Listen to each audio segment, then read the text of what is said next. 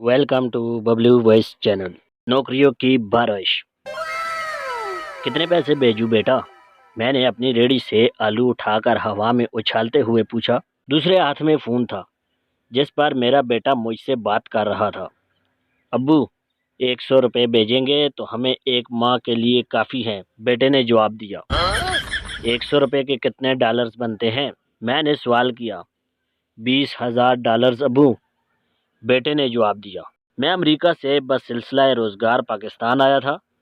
मैंने अमेरिका से information technology में पीएचडी किया था, लेकिन पाकिस्तान में मेरी डिग्री बीए के बराबर थी और यहाँ पर हर कोई पीएचडी था, इसलिए नौकरी ना मिली तो सब्जी की रेहड़ी लगा ली। मेरा तहल्लुक कैलिफोर्निया से है। अच्छा। पाकिस्तान में आया तो पता चला यहाँ अंग्रेज़ी ज़बान पर पाबंदी है, इसलिए मुझे उर्दू सेंटर में दाखिला लेकर उर्दू सीखना पड़ी। इस दौरान मुझे बेरोज़गारी अलाउंस के तहत माहाना इतने पैसे मिल जाते कि 3 माह में मेरी फैमिली ने वाशिंगटन में अपना ज़ाती घर खरीद लिया। अच्छा। बेटा, इतने कम मत मांगा करो। यहाँ मैं माहाना 2 लाख रुपए कमा लेता हूँ। टैक्स अदा करके मेरे पास इस वक्त 3 करोड़ रुपए इकट्ठे हो चुके हैं। अच्छा। सारे बेच देता हूँ। मैंने कहा, अब्बू, हमें पैसे नहीं चाहिए, हमें निकाले यहाँ से।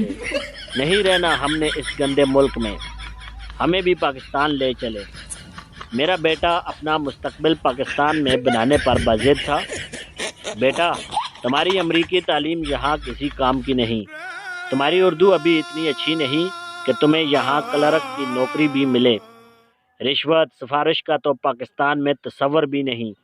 ये पाकिस्तानी हम अमरीकियों जैसे करप्ट नहीं है। और वैसे भी दुनिया की टॉप 500 यूनिवर्सिटी सारी पाकिस्तान में है।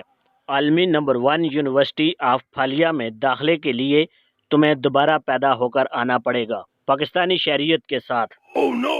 पाकिस्तानी डिग्री के बगैर तुम्हें यहाँ नौकरी मिलना मुमकिन ही नहीं। तुम ऐसा करो, यहाँ की किसी देही यूनिवर्सिटी में ऑनलाइन अप्लाई करो, शायद दाखिला मिल जाए। मैंने मायूस लहजे में कहा। जी अब्बू। अच्छा, याद आया, अम्मी का कैंसर अब लाइलाज हो गया है।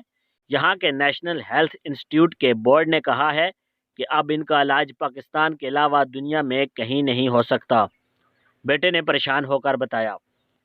बेटा, तुम फ़ौरन वीज़ा अप्लाई करो, यहाँ इलाज दुआ सब मुफ्त है।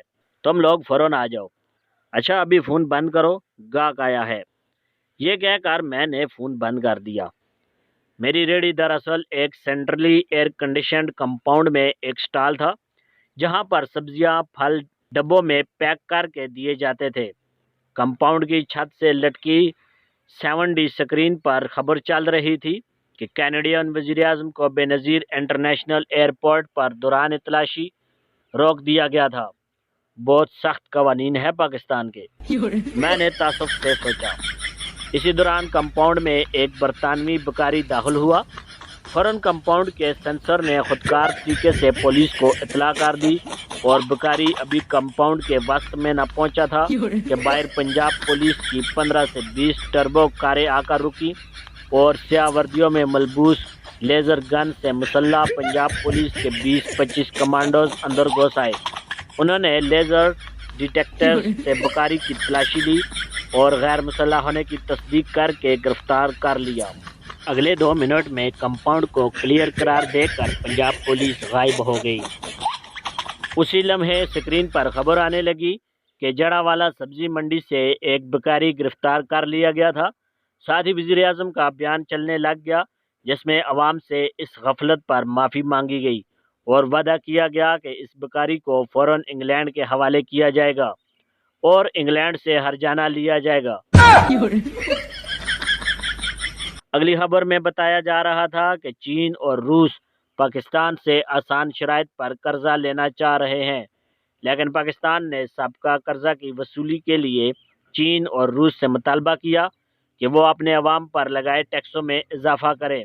जिस खबर पर मुझे ज़्यादा दुख हुआ वो मेरे अपने मुल्क के बारे थी। असला साजी पर पाकिस्तान की जानब से आयद पाबंदी की खिलाफ वर्जी करने पर पाकिस्तान ने अमेरिका पर इक़्तिसादी पाबंदियाँ आयद कर दी थी।